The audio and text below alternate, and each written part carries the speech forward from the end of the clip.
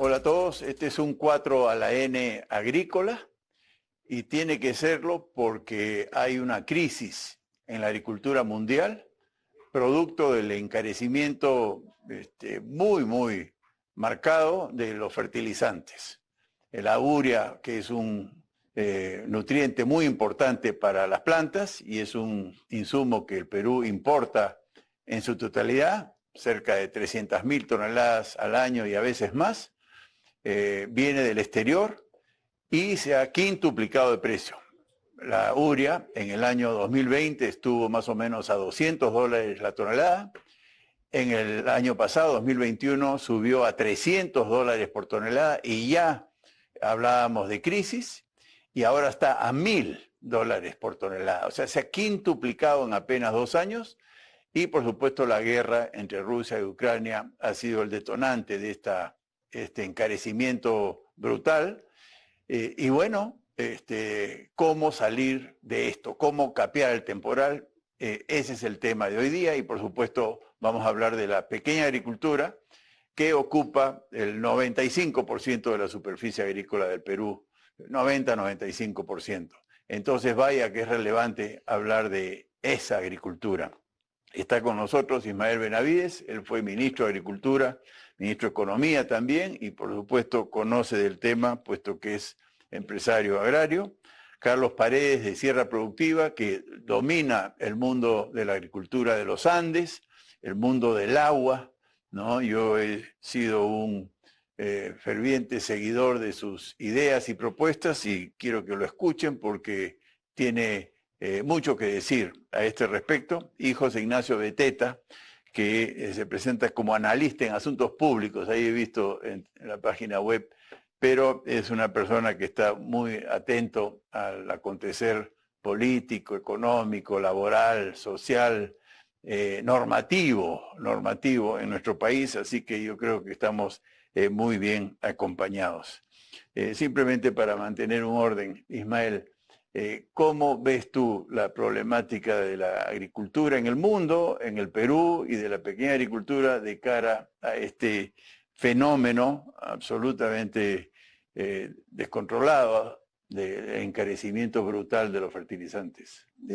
La verdad que lo que está ocurriendo ahora es inédito en nuestra historia reciente, porque hay una combinación de factores que han llevado al alza, primero al alza de los combustibles. Como sabemos, el petróleo y el gas natural son elementos fundamentales en la fabricación de fertilizantes y este incremento de precios se ha trasladado al precio de los fertilizantes. Adicionalmente, los grandes proveedores de fertilizantes para el Perú específicamente eran Rusia y China. Rusia nos proveía más del 90% del nitrato de amonio, que es fundamental, casi 70% de la urea, que es otro fertilizante fundamental, y así la mayoría de nuestros fertilizantes venían de producción de plantas rusas, que hoy día están teniendo problemas tanto de despacho como de fletes internacionales que se han cuadruplicado, encareciendo aún más los fertilizantes. Y por lo tanto, el costo para el agricultor peruano, en el caso de la urea, pues se ha quintuplicado y así sucesivamente en la mayoría de los productos. Entonces, esto se va a trasladar eventualmente a la producción. Hoy día tenemos la cosecha que está en camino, fundamentalmente en la sierra. Próximamente va a empezar la cosecha de arroz en Lambayeque, en los valles costeros, y después va a venir el problema. Van a necesitar capital de trabajo para continuar sembrando y la escasez de crédito también va a tener un impacto en la producción. De manera que podemos esperar, no en lo inmediato, pero en lo posterior, tanto escasez de productos como incrementos de precios, además de los que ya vienen importados. El secretario general de las Naciones Unidas ya habla de una crisis alimentaria mundial Janet Yellen, la secretaria del Tesoro norteamericano, ha dicho lo propio. De manera que se vienen tiempos difíciles que van a requerir tanto de políticas financieras y agrarias de parte del gobierno para que no haya desabastecimiento ni alzas de precios mayores en el Perú, pero adicionalmente prever, planificar de tal forma que podamos paliar esta situación que no va a ser corta, va a ser una situación extendida por la guerra en Ucrania, por la gran demanda que se ha despertado en el mundo de fertilizantes, tanto en India, en China como en otras partes, que van a impactar a los agricultores peruanos y al abastecimiento de los mercados nacionales. A esto añadido que importamos la mayoría de nuestro trigo, que sirve para el pan y los fideos que consumimos, la mayoría de nuestro maíz para los pollos, igualmente la soya, a precios muy altos que están impactando en la canasta familiar. Entonces es una situación compleja de precios, de abastecimiento y de inflación, la cual va a requerir un manejo fino de parte de las autoridades y todos los que estamos involucrados en la actividad agraria y en la economía, ¿no? De eso vamos a querer hablar en el resto del programa. Y me adelanto a transmitir mi honda preocupación de qué esperar de un gobierno como el que tenemos, ¿no? Para enfrentar una situación tan compleja, tan difícil. Pero en fin, la sierra, Carlos, ¿cómo va a impactar esto en el ámbito de tu actividad, que es sierra productiva y el aumento de la productividad a través de la siembra y cosecha de agua y en fin, todo lo que nos has mostrado a lo largo de tus años de experiencia? Agregando algunos factores a los que han sido señalados por don Ismael, podría señalar que la crisis alimentaria que está anunciada ha sido advertido por la FAO y Naciones Unidas que va a traer episodios de hambruna. Es decir, la cosa va profunda. En segundo término, agregar también el hecho de que a este alza de precios por combustibles, transportes y demás, viene también un tema de desabastecimiento. Es decir, no va a haber dónde comprar o no va a haber cómo cubrir el faltante de estos insumos y de los alimentos. Entonces, yo creo que el impacto va a ser mayor en las poblaciones que habitan en las ciudades, porque dependen de una agricultura comercial que a su vez es, digamos, compra insumos prácticamente todos para poder cultivar. Compra semillas, compra fertilizantes, compra pesticidas y, digamos, esa agricultura, que es la agricultura comercial que abastece los mercados de abastos de Lima, por ejemplo, Santa Anita, pero también de todas las capitales de provincias en el Perú, esa es la que va a sufrir más. La gente que vive en el campo, es decir, 2 millones de unidades productivas de pequeña producción campesina, van a sufrir menos. ¿Por qué? Porque ellas cuentan con semillas que, digamos, separan de sus mejores plantas y las tienen en reserva, tienen abonos orgánicos, que naturalmente debe ser reforzado para que tengan más abundancia de abonos orgánicos y de mejor calidad, y tienen las posibilidades, por tanto, de si es que dan un salto de innovación tecnológica productiva, tener un abastecimiento pleno, biodiverso, y a su vez abastecer a los mercados locales, es decir, de los distritos rurales. Yo creo que si esto se hiciera, estaríamos más o menos como librando de la hambruna alrededor de, no sé, pues unos 20 millones de peruanos, si se hicieran cosas, repito, de innovación tecnológica productiva. Y aquí el secreto que hay en el campo es la posibilidad de producir abonos orgánicos. Ya en Perú, en este momento, están habiendo 20 pequeñas empresas que están elaborando abonos orgánicos. 2 de ellas están en Cusco y están sumado toda su producción, van a lograr 40.000 toneladas al año de abonos orgánicos. Esto podría perfectamente multiplicarse y por tanto tener una fuente de abastecimiento mucho mayor. Y entonces podría hacerse el compost, el bocachi, el humus de lombriz, el biol, que es un abono foliar por fermentación. Y entonces además esto podría, la crisis, convertirse en una oportunidad para poder contar con alimentos más sanos, alimentos orgánicos que hacen mejor bien a la salud.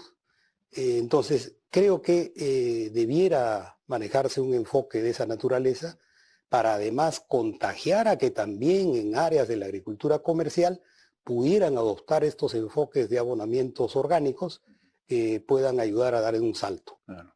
Interesante. José Ignacio, te he escuchado hablar del tema de los fertilizantes. ¿Cómo ves tú, sin ser agricultor, como mis acompañantes hoy día, y yo incluido? No, muchas gracias por la invitación. Mi rol no es el del técnico, especialista en agricultura, evidentemente, sino más desde el lado de la Asociación de Contribuyentes vigilando el gasto público, el uso de los recursos y el desempeño del Estado, ¿no?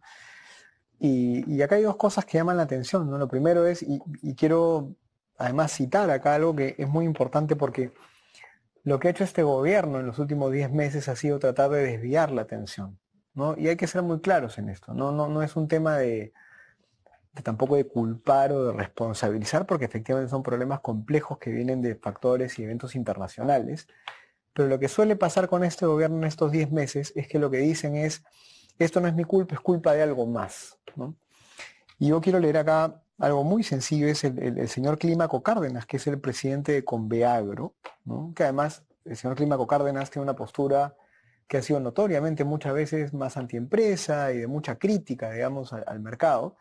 Él mismo en unas declaraciones que da hace poco dice que desde el 30 de noviembre, ¿no? Ellos se reunieron con el presidente de la República en Palacio de Gobierno y le dijeron que esta crisis se venía no solamente por lo de Rusia, sino por el aumento del precio de los fletes, claro, que han subido 2.5 hasta claro, $15.000 en ciertos casos. Entonces, desde el 30 de noviembre, Palacio de Gobierno ya sabía que esta iba a ser una crisis, y lo que el mismo Clímaco Cárdenas dice es que el presidente les dijo, no, vamos a traer fertilizantes de Bolivia, vamos a traerlos de Venezuela, cuando en verdad los números que nos dan Bolivia y Venezuela no alcanzan ni para cubrir pues el 25% de la demanda, ¿no?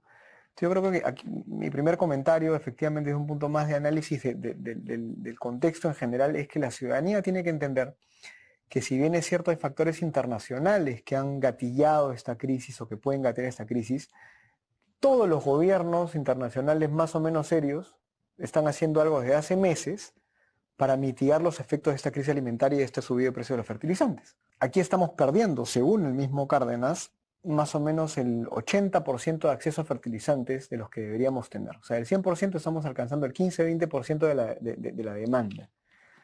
Países como Brasil, que tiene dificultades para acceder al 50%, o sea, tienen 50% asegurado, están haciendo negociaciones gobierno a gobierno con el mismo presidente Bolsonaro y el Ministerio de Agricultura. Entonces, hay que echar luz sobre eso, ¿no? Porque los contribuyentes, los ciudadanos, pagamos impuestos, queremos un Estado que funcione bien y definitivamente, como tú bien decías hace un rato, este manejo fino no va a existir pues en este gobierno que no está manejando muchos problemas de políticas públicas de la manera adecuada, ¿no? Entonces hay que poner el ojo en el gobierno más allá de si el factor internacional o si las empresas y los grandes monopolios, no. Acá hay un gobierno que ha sido advertido desde hace meses de que esto iba a pasar y no ha hecho lo suficiente. Los que van a sufrir más son la población que vive en las ciudades, ¿no? Yo también creo que los agricultores no la van a pasar fácil, pero no tan mal como las personas que están en las ciudades y que no tienen trabajo y que no tienen con qué comprar alimentos caros, ¿no? Eso es lo que yo veo que va a pasar y no se habla mucho en ese sentido. Yo veo que se habla de la crisis de la microempresa, de la microagricultura, de la pequeña agricultura, y es porque no entienden el problema, me da la impresión. Y yo quisiera de alguna manera advertirles que el problema se va a vivir en las ciudades, en los hogares de las ciudades donde está la madre de familia, el esposo, la familia, y si no tienen trabajo no van a poder nutrirse, no van a poder vestirse, no van a poder educarse, curarse. Es una crisis económica que agrava la situación, ¿no? Siempre la inflación la manejan mejor los que tienen defensa a través de los ingresos, ¿no es verdad? En la inflación en soles, el que ganaba en dólares estaba cubierto porque ganaba más soles cada vez, ¿no? En la inflación alimentaria está más o menos protegido aquella familia que tiene ingresos crecientes, obviamente, pero no lo hay, ¿no es verdad? La economía se está enfriando y el gobierno es causante de mucho de esta recesión económica. En consecuencia, yo sí quisiera advertir, el gobierno es claramente responsable del empobrecimiento de muchos peruanos, ¿no? Y ahora la situación se pone peor por el encarecimiento de los alimentos, ¿no? Entonces, vayamos ya entrando a cómo se sale de esta crisis, cómo se arregla esto. Ismael, tú que has estado en el monstruo. Mira, tú lo ves en la calle, pero las cifras te hablan de entre 2.2 a 2.5 millones de personas subempleadas o desempleadas en la ciudad de Lima, ¿no? Eso es enorme, ¿no? Y esa gente, y especialmente la gente que tiene sueldos bajos, destinan una parte importante de sus ingresos a alimentarse. Y con la inflación van a destinar mucho más. Y eso lleva a que la economía se ralentice, se desacelere más, porque la gente que tiene que gastar mucho en alimentos no va a gastar en ropa y va a gastar menos en zapatos y menos en autos, ¿no? Claro. De manera que aquí sí, efectivamente, hay una crisis económica en medio, y eso es lo increíble, de un gobierno rico. Esto no es la herencia de Fujimori al primer gobierno de Alan García. Claro. Esto es un gobierno que tiene superávit fiscal al mes de marzo de 15.000 millones de soles. Y Abril va a seguir, que no gasta en obra pública que genera empleo. Y superávit comercial también. Y tenemos también superávit comercial de alrededor de unos 4.000 millones de dólares claro. A abril. Y tenemos exportaciones crecientes así es. Y 77.000 millones de dólares de reservas en el Banco Central, mientras que la población está empobreciéndose. Claro, absurdo. Esa es una cosa increíble. El dispendio del gobierno también, que gasta mal, no gasta en lo que debería gastar en apoyar iniciativas como Sierra Productiva, que tiene un efecto muy grande en la sierra, y el anuncio de que van a importar fertilizantes, cuando tú has mencionado que existe disponibilidad de fertilizantes, lo que hay que hacer es que le llegue especialmente a los pequeños agricultores, y eso es muy importante porque ya sea agricultura en la sierra o la agricultura en la costa de pequeños agricultores, esos son los que abastecen de menestras, de verduras, de ciertos alimentos básicos a las ciudades. Entonces, el apoyo no tiene que ser, oye, voy a conseguir fertilizantes de Bolivia. En Bolivia la gente está plantando soya en el metro cuadrado que encuentran. O sea, ellos van a priorizar su fertilizante. Y la fábrica en Venezuela, Pequiven, sabemos que funciona tarde mal y nunca. Entonces, estos son cuentos. Hay fertilizantes en otras partes del mundo que no necesitan conversar con la ideología del gobierno. Lo que necesitamos son fertilizantes. Entonces, yo creo que efectivamente aquí hay una desaceleración de la economía, una falta de empleo y una alza de precios, mientras tenemos un gobierno rico que no hace nada por la población.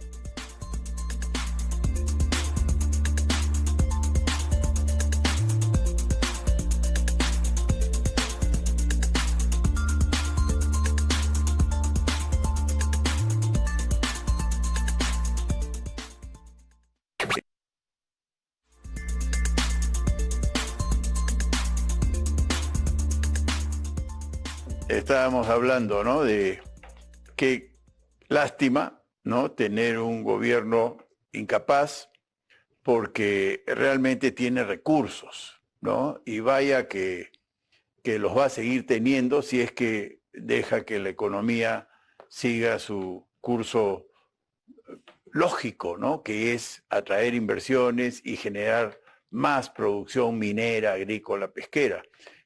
Yo quiero acotar, aparte del precio del cobre, el oro, la plata y los metales que están realmente en muy buena situación, hablemos de lo que exportamos, café, cacao, están muy bien. Entonces la Amazonía, que ocupa 300.000 hectáreas en café, va a pasar por un momento favorable, ¿no?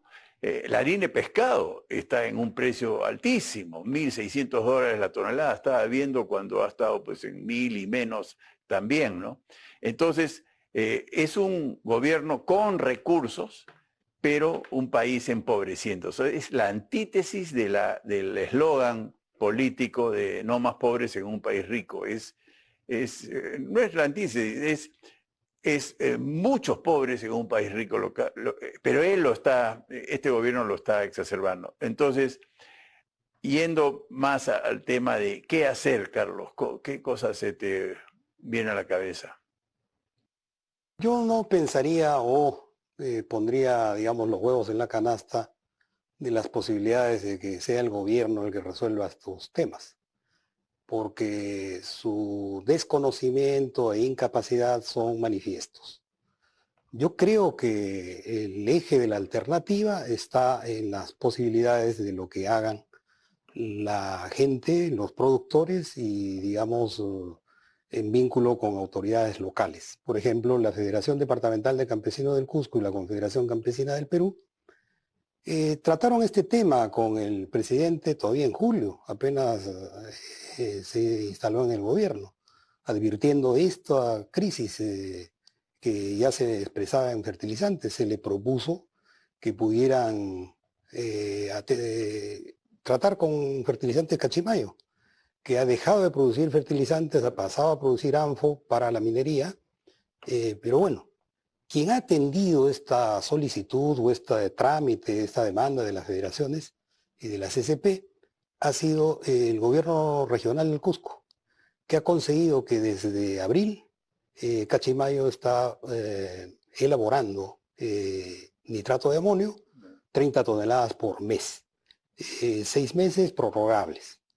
Eso es chiquito, pero es algo que expresa, digamos, voluntad de resolver este tipo de problemas. Pero yo iría a otros asuntos, que estamos hablando de una crisis de honda profundidad que va a tomar no menos de 5 o 6 años. No es una cosa coyuntural, es una cosa que va a cambiar estructuras. Por tanto, la innovación es la clave. ¿Qué haríamos, por ejemplo? ¿Cómo reemplazar el pan de la mesa de la gente? Hay alternativas. Nosotros en Sierra Productiva hemos elaborado o elaboramos pan de papa, que es un 70% de papa y un 30% de trigo natural, que termina siendo un pan de mucha mayor calidad nutricional y también le da a la papa un mayor valor agregado. En segundo término, hay posibilidades de hacer también pan sin harina, pan de quinoa. Y existen las recetas, eso puede perfectamente también canalizarse. Segundo, en relación a la leche y la carne, carne roja, hay que dejar de, o sea, ahora hay un problema de precios por el costo de los insumos, en tanto que las vacas lecheras están alimentadas con concentrados. ¿Por qué no damos un salto como Israel al forraje verde hidropónico? El forraje verde hidropónico se cultiva en bandejas, son germinados de grano, no requieren suelo y pueden hacerse encadenamientos potentes para esa solución, y se deja de importar los concentrados que alimentan a estas crianzas. El otro tema tiene que ver con cómo se encara lo de la carne principal que come el Perú. América Latina es el principal, digamos, lugar del mundo donde se consume el pollo. Y el Perú es el número 1 en consumo de pollo. 64 millones de pollos al mes. cerca de 800 millones de pollos al año. Eso es lo que consume. Y el 80% de la fabricación de un pollo tiene que ver con productos importados. Maíz, soya, etc. Entonces, ¿qué hacer? Un informe que se dio es que hubo un censo de cuyes y hay 18 millones de cuyes en manos de 800.000 familias, sin que el Estado haya sido promotor de esto. Esto viene de abajo, viene de la innovación de sierra productiva con el forraje cultivado con riego por aspersión. Eso nos está llevando a que, si estamos hablando de un 30% de madres cuyes que están reproduciendo, estamos hablando de más o menos 30 millones que ya están en el mercado. Y eso podría crecer para poder compensar en algo lo que sería una ausencia de la carne de pollo como alternativa. Es decir, hay opciones en esta materia que podrían perfectamente ir avanzando. La clave está en la innovación tecnológica productiva. Y esta innovación tecnológica productiva también tiene que atender otro asunto, que es la ampliación de la frontera agrícola. Y la ampliación de frontera agrícola ya está demostrada. Ha habido otro censo que con el censo del 2012 habían 5.5 millones de hectáreas cultivables.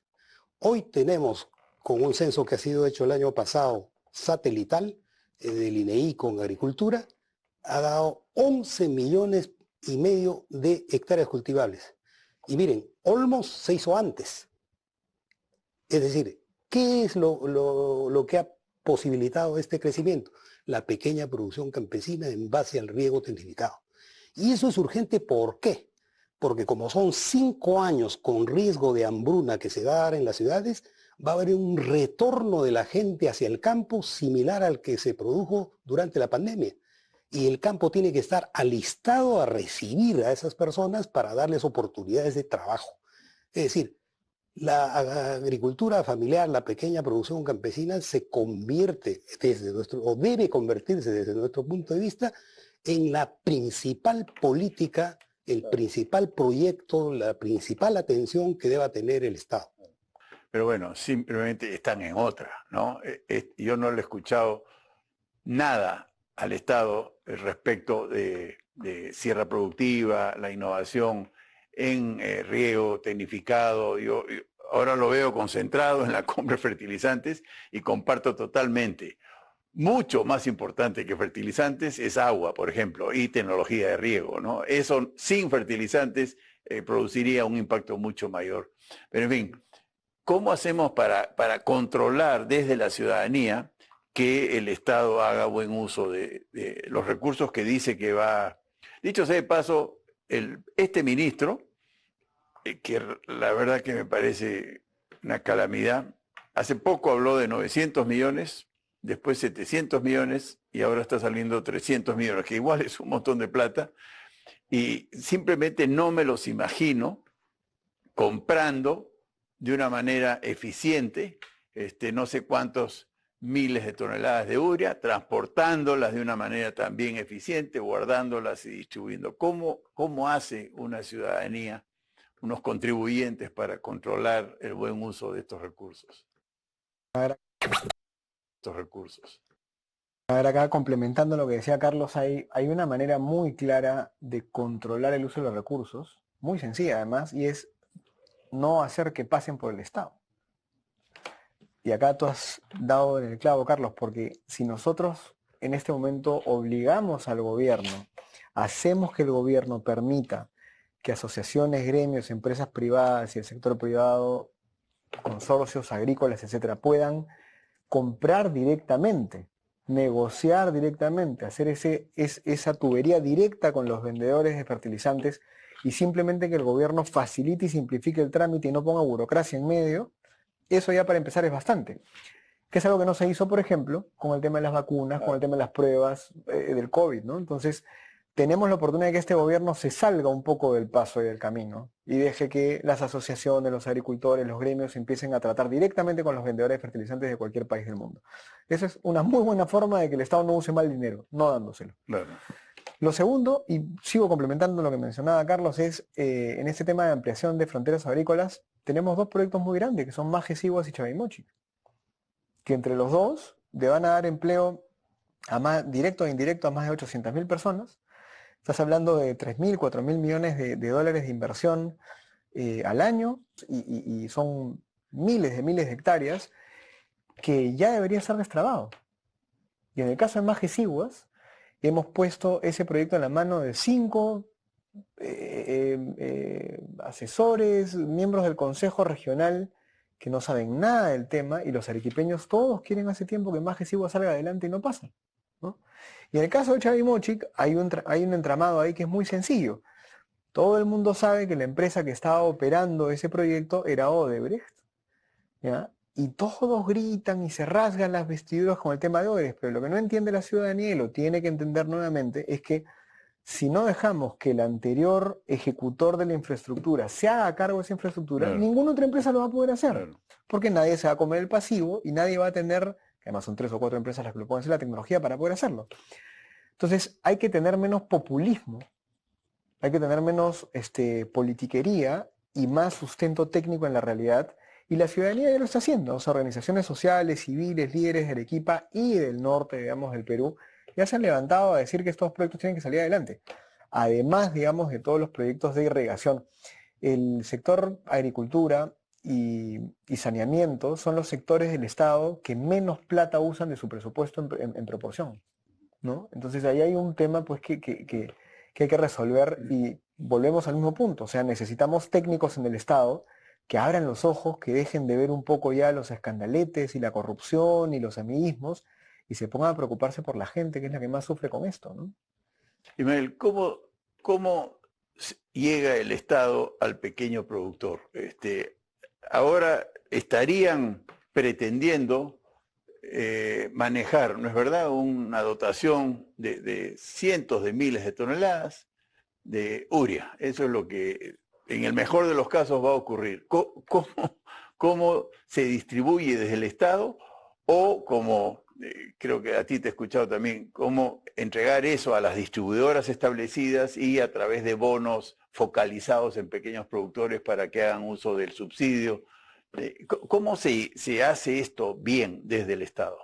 Mira, para empezar, el Estado, yo diría, no llega a los pequeños agricultores. Los pequeños agricultores salen adelante por sí solos o por entidades como Sierra Productiva que los apoya o alguna que otra ONG, pero el gobierno central no llega. Los gobiernos regionales han politizado todo el tema de las direcciones generales agrarias, entonces tampoco tienen, de repente hay uno que otro lunar por ahí, pero en general tampoco llegan. Entonces, lo que ha ocurrido en los últimos años es que el sector privado ha estado llegando a los agricultores con el abastecimiento de fertilizantes, pesticidas, herramientas agrícolas, maquinaria, qué sé yo.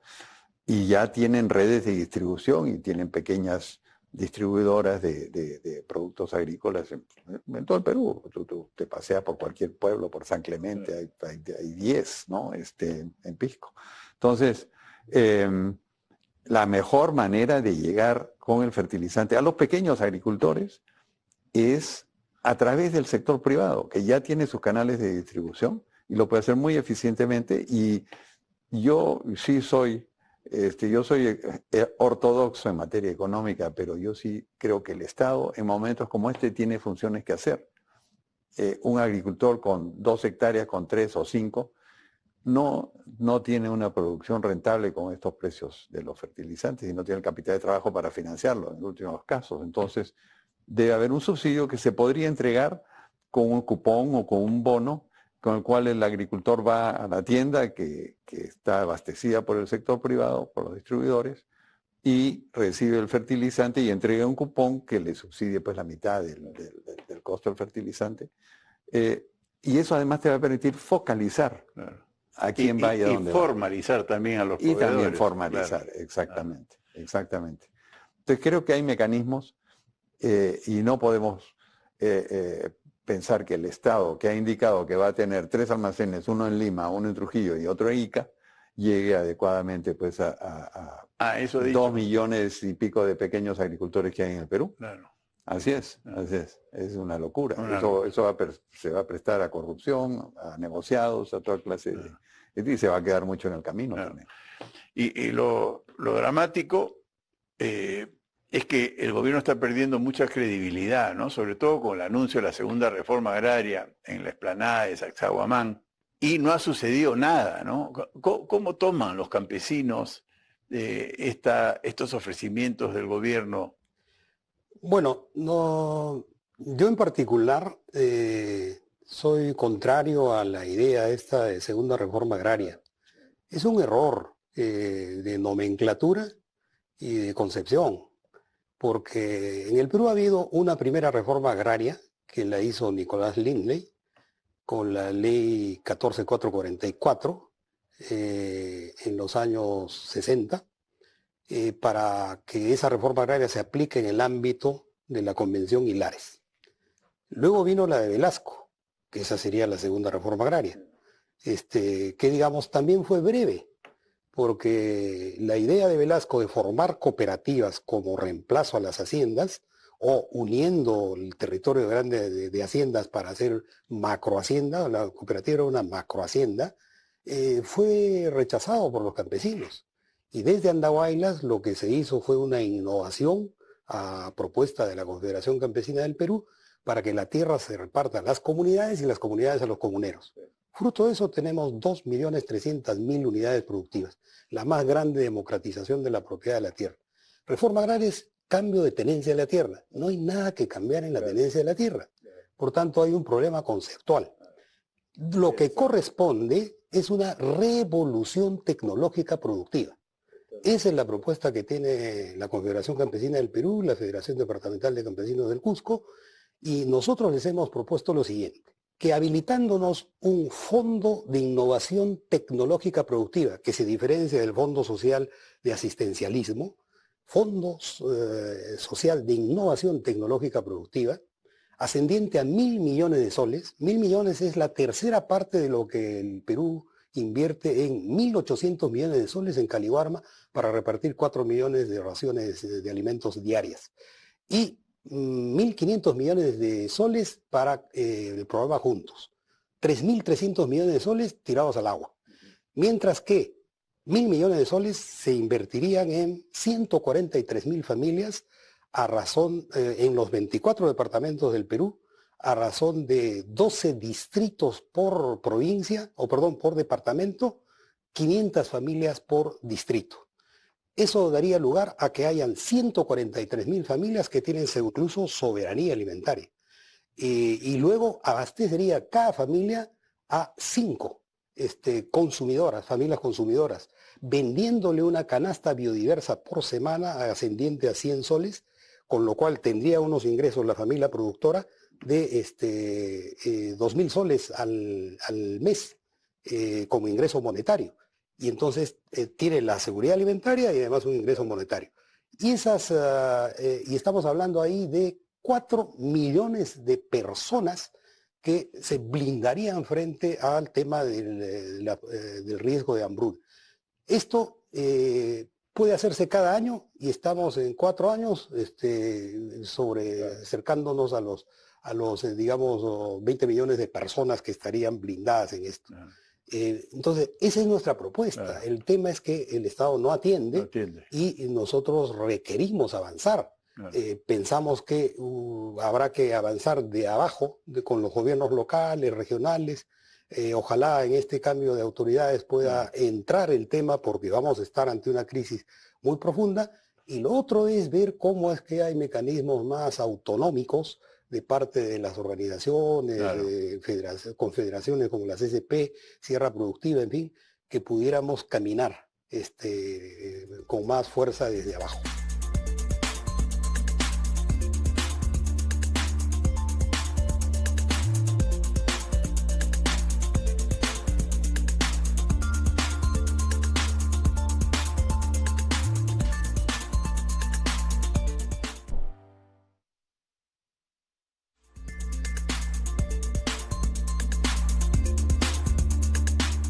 José Ignacio, estás escuchando cómo se puede subsidiar en casos como este, desde el Estado, focalizando, entregando bonos o vales para poder adquirir fertilizantes de la red de abastecimiento privado, ¿no? Y Carlos nos viene con algo que a mí me apasiona, que es independizarnos lo más posible del Estado, ¿no? ¿Cómo ve contribuyentes No, está y buenísimo. tú en general? Yo creo que la idea es muy buena y en el intermedio Ismael lo mencionaba, ¿no? O sea, la urea y los fertilizantes no tienen ni nacionalidad, ni color ideológico, ni tinte político. Entonces, y las compras desde el Estado van a tardar 3 o 4 o 5 meses, si no me equivoco, en llegar. En ¿no? el mejor de los casos. En el mejor de los Sí. casos, con lo cual ya se ha perdido, digamos, la época de siembra y este arranque que está por darse. Entonces yo creo que ahorita sí lo que toca es un diálogo muy, muy cercano entre el sector privado, los gremios, las asociaciones y el gobierno de turno para que justamente las empresas grandes, que son las que tienen ese canal mucho más rápido y más directo, puedan ellos articular, digamos, la idea de los fertilizantes. Yo recuerdo, como ejemplo anexo, en Chile, el programa Jaliwarma, del que hacías mención, no era manejado por el Estado. Fue concesionado a una empresa privada francesa en ese momento. Y obviamente la empresa privada, que tenía una experiencia en logística de alimentos, cadena de frío, preparación de alimentos, calidad, etcétera, etcétera, se encargaba del programa estatal de alimentación en los colegios con un presupuesto transparente, un presupuesto adecuado para que sea un servicio, una logística bien hecha. Eso es lo que se debería hacer ahora. ¿No? Yo veo un sesgo anti privado y para ilustrar mejor a los televidentes el manejo de la pandemia, ¿no? Ninguna farmacia particular puso una sola vacuna, ¿no? En el mundo uno iba y las farmacias complementaban la labor del gobierno vacunando y llevando el mismo registro, ¿no? Pero aquí no quisimos que ningún privado pusiese una sola vacuna y cuánto más efectivo hubiera sido, ¿no? Algo parecido debemos de plantear acá, ¿no? Que sea el sistema privado de abastecimiento de fertilizantes lo que se encarguen de llegar y que el Estado focalizadamente, digamos, subsidie a algunos, ¿no? Que merezcan un subsidio, ¿no? Yo quería tocar, Ismael, el tema de que se habla mucho. ¿Por qué no producimos los fertilizantes acá? Y yo noto que hay un error. Ellos creen que porque se produzca acá va a ser barato, ¿no? Cuando en realidad es el mercado mundial el que fija el precio. Cuéntanos de la experiencia que yo sé que tú viviste y que fue maltratada por el Estado peruano, no este gobierno, pero sí anteriores, respecto de una planta de petroquímica que hubiera producido urea, pero igual hubiera sido urea a precio internacional, seguramente, ¿no? Claro, pero nos ahorrábamos el flete y tendríamos la disponibilidad inmediata. Es, claro. No, este es un proyecto que se inició en el año 2010 y era para instalar una planta de urea en Marcona. Marcona tiene el puerto más profundo en la costa del Pacífico de América del Sur y tenía acceso al gas natural de Camisea, incluso firmó un contrato para producir 1 millón de toneladas de urea, o sea, podríamos abastecer todo el mercado peruano y exportar. Y eso fue torpedeado por el gobierno que hubo del 2011 al 2016, para no decir nombres. El estudio de impacto ambiental lo demoraron en el Ministerio de Energía y Minas por 3 años. Y encima, después nos enteramos de que era para beneficiar a los brasileros, a Odebrecht, que estaban planteando una planta en Hilo. Pero esto ya estaba, ya habían hasta contratado a quienes iban a proveer los equipos. Era una inversión de $2.000 millones y que no solamente iba a producir urea, sino también iba a producir explosivos, claro. Nitrato de amonio, y una empresa australiana iba a colocarse al lado. Entonces ahí iba a ser un polo petroquímico, claro, que iba a servir a todo el Perú y a toda la costa del Pacífico de América del Sur. que fue torpedeado innecesariamente por un gobierno con poca visión y con otros intereses. Pero yo creo que tenemos el gas natural y lo que hay que hacer, el Estado tiene que licitar la instalación de una planta por quienes sepan hacerlo, que son capitales internacionales. En este caso era una empresa que es la mayor productora de fertilizantes en los Estados Unidos, CF Industries, que había hecho el proyecto. Pero cómo, perdón la interrupción, ¿cómo nos habrán contaminado que al escuchar que la urea es un derivado del petróleo y el gas natural? He escuchado a varios proponer a Petroperú como fabricante de fertilizantes.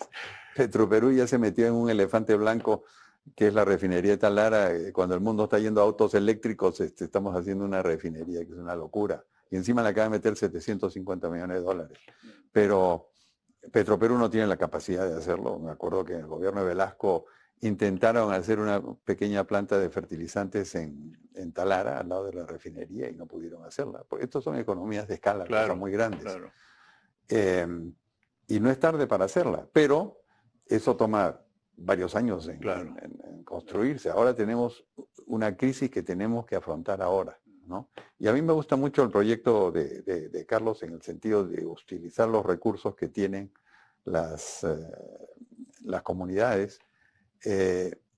Y hay cosas que se pueden ir haciendo. Hablaban de fertilizantes naturales. Bueno, tenemos cantidades de guano de pollos, de estiércol de pollos que se puede tratar y se puede utilizar de fertilizante.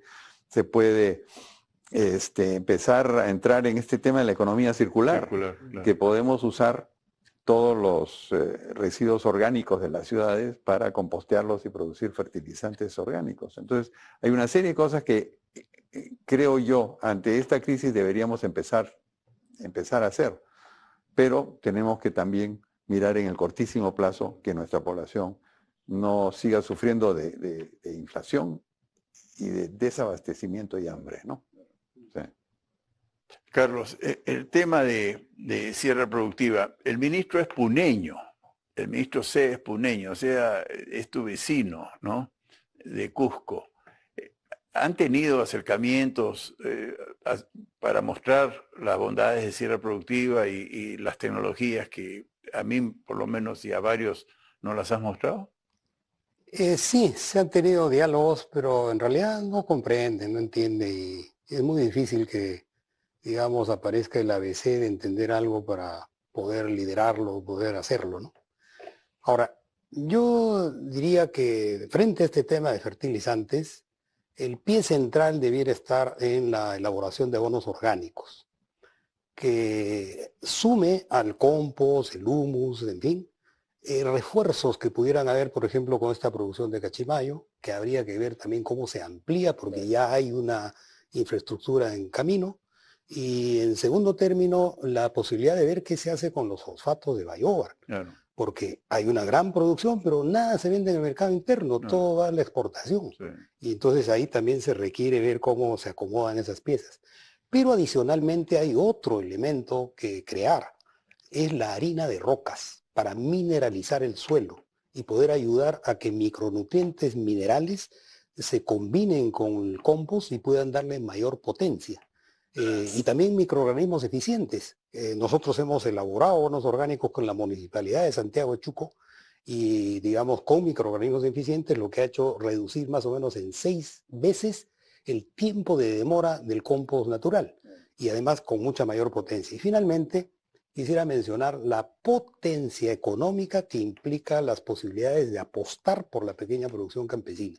Maximici hizo un estudio impactado por el tema de que el único sector que dio empleo durante la pandemia fue la pequeña producción campesina, que recibió, según ellos, a 800.000 nuevas personas, según nosotros, más de 1 millón que se desplazaron, que volvieron al campo. Al campo. Y señaló que es la única que había quedado empleo. Entonces decían ellos, lo que se requiere es aplicar no bonos, sino la innovación tecnológica del enfoque de sierra productiva, lo cual, empezando por el agua, en estimaciones que han señalado ellos, implicaría la posibilidad de que la productividad del empleo se eleve de 10.000 soles que es hoy a 30.000, 3 veces más. Segundo, que se generen 3.600.000 nuevos puestos de trabajo. Número 4, el nuevo valor que se generaría sería de 20.000 millones de dólares, que sumados a los 8.800 millones de dólares de la agroexportación, 28.000 millones de dólares. Y en aquel momento la minería estaba en 25.500 millones de dólares. Es decir, el agro tiene las posibilidades o de empatarse con la minería o incluso de superarlo. Entonces, esa es la apuesta central que debería haber. Y decían además que el PBI agrario podría crecer en 26% anual. Esto va de la mano entonces, por ejemplo, en esta cuestión de la elaboración de bonos orgánicos, no solo hay que pensar en el producto que va a resultar, sino el empleo que puede recibir. Por ejemplo, esta empresa que he referido del Cusco, que elabora bonos orgánicos, nos deja, en mi casa, por ejemplo, en Mariscal Gamarra, en el Cusco, un balde de 20 litros para poder depositar los desechos de la comida. Y digamos, ellos pasan 2 veces por semana llevándose el balde y dejando uno vacío. Eso lo llevan al desarrollo del compost. El compost que están haciendo ya es, digamos, sólido, como para poderlo colocar en el suelo. Y entonces, ¿cuántos chicos entrarían jóvenes entrarían en este sistema de redes de empleo? Segundo, la innovación, porque se puede hacer fertilizante incluso como lo hacen en otros países, incluso Estados Unidos, del tratamiento de la orina humana, porque contiene NPK. Urea. Y además Claro. NPK, los Claro. 3. Entonces, ahí eso reportaría innovación también en los tecnológicos, en las universidades y que pueda generarse, digamos, una dinámica de un círculo virtuoso. Es decir, hay que aprovechar esta situación para que junto a la crisis aparezca claramente la oportunidad y se apueste por la oportunidad con innovación tecnológica productiva. Ahora, yo quiero ya ir cerrando. Digamos, las carencias más importantes, incluso más que fertilizantes hoy día, es agua, ¿no? Con su derivada, que es la tecnología de riego, y caminos, ¿no? Entonces, me preocupa mucho la distracción política, ¿no?